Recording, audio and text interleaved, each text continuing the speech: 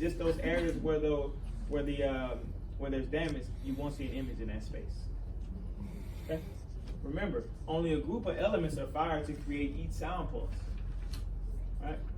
So while these over here are working, just this group of elements, however many it is that they're using, is not going to create that image in that space all the time. Okay? There's only the scan lines that would have been created by the defective crystal are affected. Our whole image is not affected. Okay? Just that one area. All right? So, a little bit more about sequential array transducer. Why is it necessary to fire a group of crystals to produce a sound beam? Why can't a single crystal be used instead? Okay?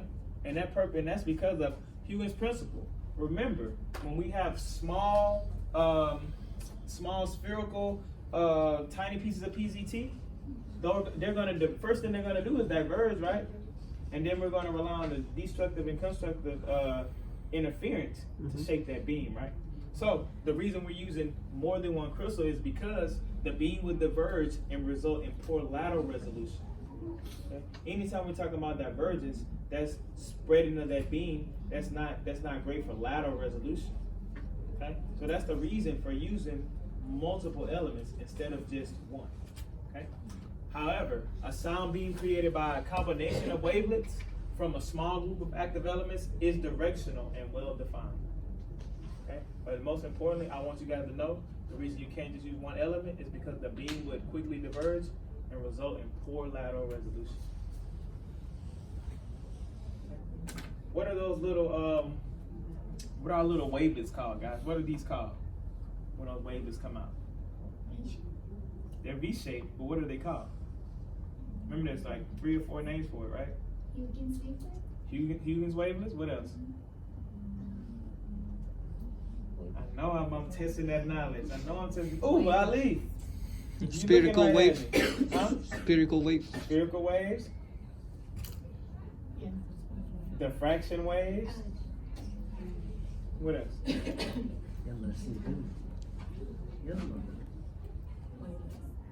Wait. I'll let y'all study up on that. Guys, you got a final coming up. Please go back and refresh on your chapters because the test is going to be over every single thing you learn this semester. Okay? I don't know how petty I might be and put something minute on that. I might feel the pettiness. All right, guys. So those are linear sequential array transducers. What's another name for that, Jasmine? Vegan. What's another name for linear sequential array transducers? Linear switched array transducer. How many crystals create a linear sequential array transducer? 120 to 250. 120 to 250. How is the focusing? How is that accomplished? Electronic. How is the steering accomplished? Electronic. Steering. Oh, steering. Yeah. That's what kind of image shape. It's going to create an image shape. Can a linear switched array transducer be steered? Yes. Yes, it's going to create a parallelogram shaped image when it is steered. Okay. What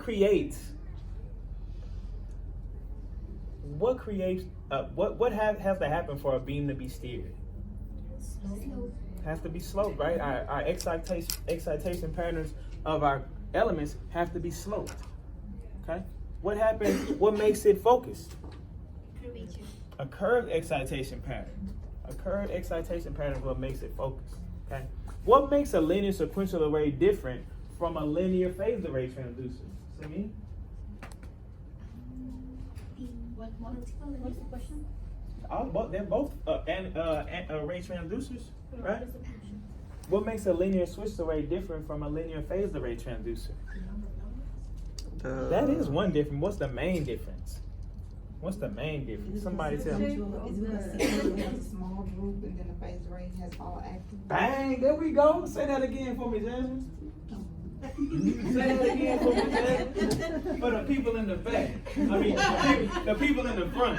Now that you have our attention. The people in the front. The sequential has small groups of elements, and then the linear array has all the active elements at one time. Bang! I heard that, guys. The linear phased array, like she said, uses all of the active elements to create the sound beam. The linear switched or the linear sequential array only uses small groups of elements to create the sound beam. And they're firing it different. And yeah, exactly. And they're firing simultaneously, one after another in the linear switch. Right? Yeah. The linear phase array, they're basically firing almost at the same time. Okay? Only 10 microseconds apart. Minuscule difference. Okay? Let's talk about this curvilinear, right? A convex, a curvilinear, or curved array transducer, guys. That time, bro. 2:35 ready. Yeah, okay, I'm like, wow, you can't keep it. No, that is right. That is right. Yeah. I can't see the small. Okay, guys, this is your best blood right here. Y'all use this every day. Every day. Okay, so our CCC, our curved convex, our curvilinear array transducers, they were built to increase the clinical utility of linear phased array probes. Basically, we use these so we can get a wider field of view. Okay? Manufacturers have designed arrays with a bold or curved shape. You guys know this. These transducers are called convex, curved, or curvilinear. Okay? The operational characteristics of convex array probes are similar to those of linear sequential arrays. Remember, I told you, they're basically the same probe, except one's curved and one's straight. Okay? The shape and number of elements, again, 120 to 250 rectangular shaped elements. Okay? They're all lined side by side, except these are in a bold line. Everybody know what bold means, right? Bold means curved. Okay? These are in a bold line. The linear sequential array is in a straight line, right? Side by side. Okay? These are also side by side. This array is also large and can be up to 10 centimeters. Okay? Elements are much larger than those in a linear phased array transducer, of course, because these are also about one wavelength in width. Okay? Our linear phased array is 1/4 to 1/2 wavelength in width. Correct?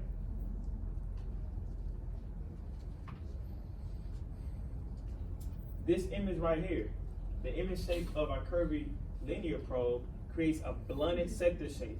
It takes on the face of that transducer. Right?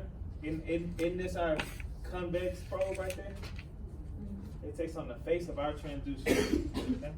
At intermediate depth, these images have a sector shape. Okay? See how our sector shape is coming out? Intermediate means like middle depths. Okay? We have that nice sector shape coming out right here. Guys, look at this transducer. This transducer has 5 focuses on this one transducer. Y'all see those focal zones right there? 5 focuses on that one transducer. I just wanted to point that out.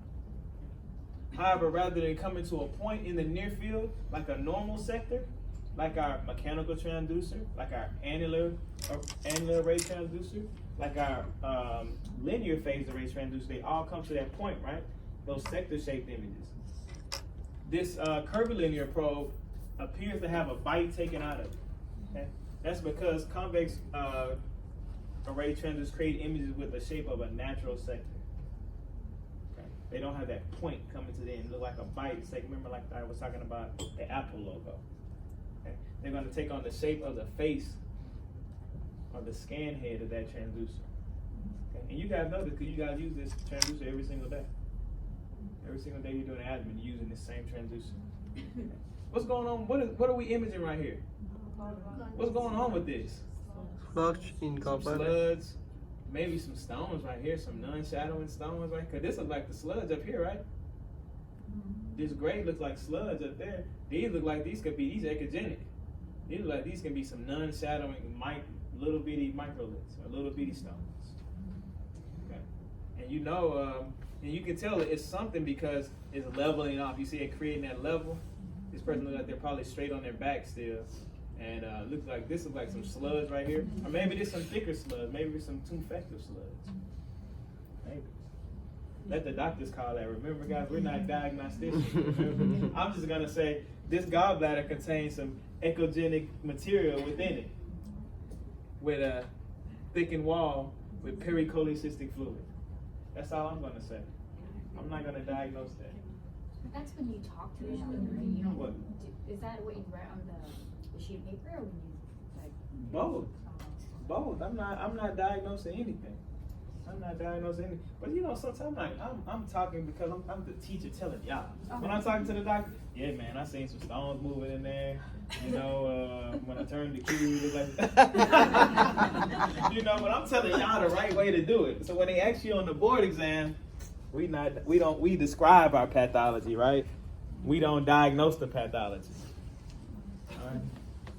So, again, guys, electronic steering for our curvilinear transducer. Just like our linear sequential or linear switched array, our curved switch array transducer can go by that name as well. Some but not all of the crystals are fired simultaneously to create each beam. Okay? Again, we're using a group of crystals to create each beam. A group of crystals are going to create the beam. Okay? The beam is directed straight out of the crystals and radiate out of the transducer. That's how we create that blunted sector-shaped image. Correct? That's how we create our blunted sector-shaped image right there. Unlike linear sequential arrays, the beams are not parallel to one another. Okay? Clearly, they're not parallel because of that bold arch line, right? They're not going to be parallel.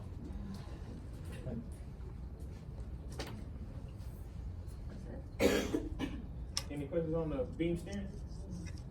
Pat, what can steer this beam? What makes a beam steer to the right or to the left? What happens? There we go. I'm gonna keep asking you. So what's the image for this image shape? A blunted sector shape. Blunted sector shape. I think it's even bolded. Isn't it bolded? No. Image shape right there. Blunted shape. God, the reason I know the book has it in a different order, I'm keeping it consistent from every single transducer I've done. I've always started with the shape and number of crystals, electron steering, focusing, image shape, malfunction. Okay? I'm keeping that consistent because the book kind of changes them around every time. All right. So also has electronic focusing. Again, guys, this transducer works just like the linear switched array transducer. The only thing that's different is instead of creating a rectangular image, it creates a blunted sector shape. And the beams are not parallel to one another like in a linear switched array. Because of that, arcs bold. Okay? So in the deep area, it will be like the mechanical when the array comes. I don't know why you stuck on this mechanical transducer. It's one of a kind. No, because the. You mean how the image shape is? Yeah, no, because this will be a part of this. It is less accurate or no? This. You mean these are gonna overlap. Remember with the mechanical transducer again, it's coming out, it's being physically moved. It's coming out like a windshield wiper. So for this it will be accurate even in the deep areas. Absolutely. Okay. So electronic focusing again, guys. This transducer is also gonna have electronic transmitted focusing, and it's gonna have dynamic receive focusing. Remember, electronic transmit focusing is done with, like Pat said, a curved excitation pattern of the active elements. During receive focusing, electrical delays in the signals returning from the transducer, they're gonna, again, these are called phase delays, right? These phase delays change continuously during reception, thereby focusing the transducer at many depths, thereby improving what, guys? Lateral resolution. Improving lateral resolution. Okay? Just like a linear sequential array transducer, when an element is damaged or a group of elements are damaged, only a portion of the image extended directly below the damaged element is affected. Okay? Recall, only a small group of elements are fired down each pulse.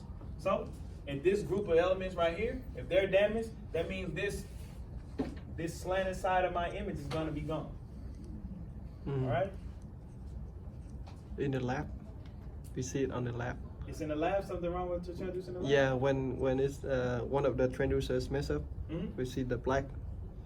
You can't see it. You can't see it. Okay.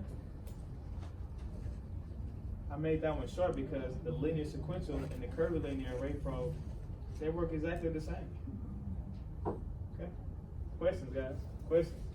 I'm gonna cover the vector array transducers. Yeah, we got it.